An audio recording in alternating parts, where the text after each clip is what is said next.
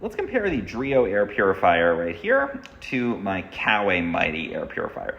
So one thing I like about the Dreo air purifier, it is a smart purifier, and it has a little screen on here. You can see the current level of air pollution, and you also have good controls through an app.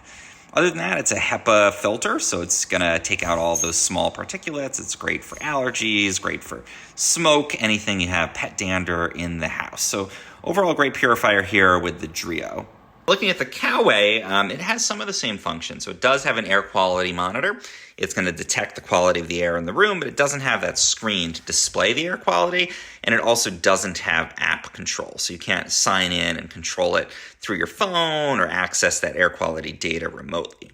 That said, it's still got a great filter in there. It's very capable of purifying the air in your room. So really, I think if you're going for something that's a little bit more basic and just you need the filter, you want to have some smart features with the air quality monitoring, but you don't need the app control, go with the Coway. If you want that app control and that higher level of remote access, then go with the Dreo.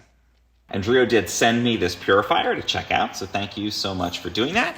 Overall, both of them are really great options.